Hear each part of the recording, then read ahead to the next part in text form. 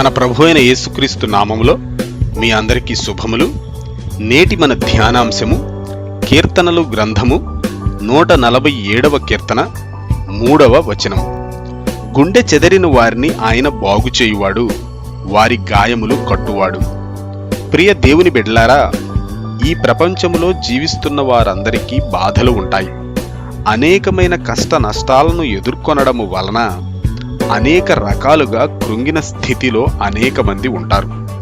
అనేకమైన వేదనకరమైన శ్రమల వలన, శోధనల వలన మనస్సులు గాయమైన వారు కొందరు ఉంటారు.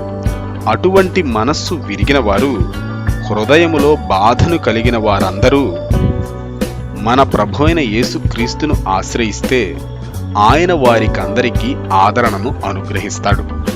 ఆలోచించండి ప్రియ విశ్వాసులారా, బాధలు, వేదనలు, కృంగుదలలు కలిగినప్పుడు మనం ఎవరిని ఆశ్రయిస్తున్నాము అనే విషయంలో మనమందరము ఎంతో జాగ్రత్తగా ఉండాలి.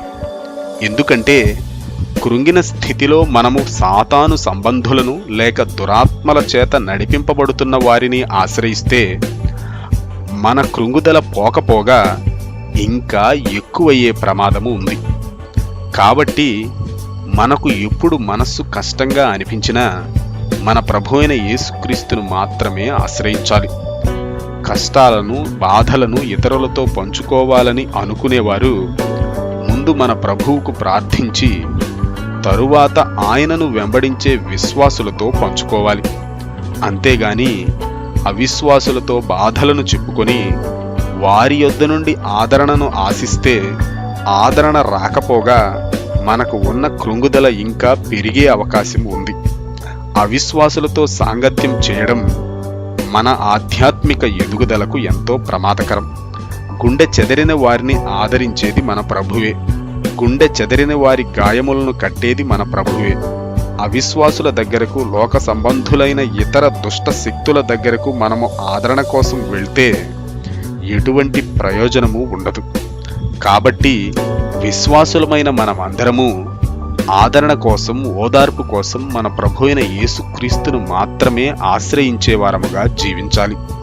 ఈ వాక్యాన్ని వింటున్న ప్రియ సహోదరుడా, సహోదరి, నీ జీవితం ఎలా ఉంది? నీవు కృంగిన సమయాలలో లేవనెత్తబడడం కోసం మన ప్రభు అయిన యేసుక్రీస్తును ఆశ్రయిస్తున్నావా?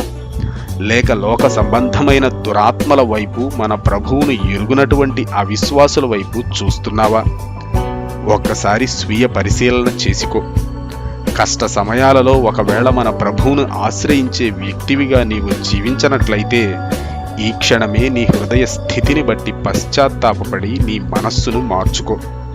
మన ప్రభు అయిన యేసుక్రీస్తును ఆశ్రయించి ఆయన ఇచ్చేటువంటి ఆదరణను పొందుకొని నీ భక్తి జీవితం ఆయన చేత కట్టబడినట్లుగా ఆయన కృపలో వర్ధిల్లు. ఆ విధంగా జీవించడానికి మన ప్రభు అయిన యేసుక్రీస్తు ఈ వీడియోని చూస్తున్న వారందరికీ సహాయము చేయునుగాక. ఆమేన్.